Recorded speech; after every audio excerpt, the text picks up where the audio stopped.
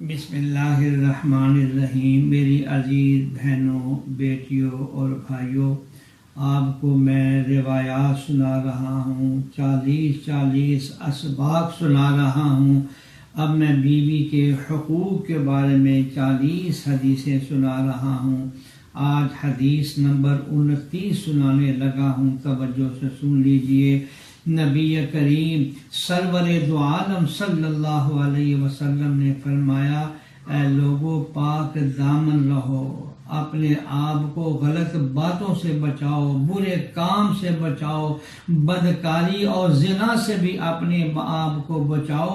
اور فرمایا اگر اے مردو تم پاک دامن ہوگے تو یاد رکھنا تمہاری عورتیں بھی، بیویاں بھی پاک دامن رہیں گی۔ اللہ جل شانہ نے بواسطہ جناب رسول اللہ صلی اللہ علیہ وسلم ہم مردوں کو یہ سبق دیا گیا کہ دیکھو اپنی نگاہ کی حفاظت کریں، زبان کی حفاظت کریں۔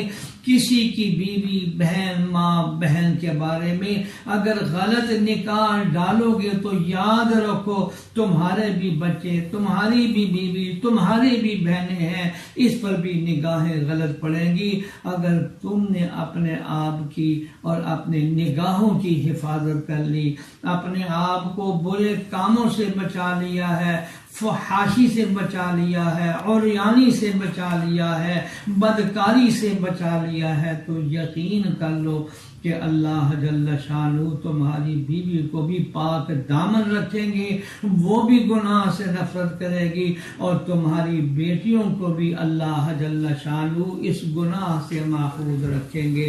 میرے دوستوں اور بھائیوں، اللہ جل شانہ ہمیں نگاہ کی حفاظت، زبان کی حفاظت اور پاک دامنی اللہ ہمیں نصیب فرمائے، آمین یا رب العالمین۔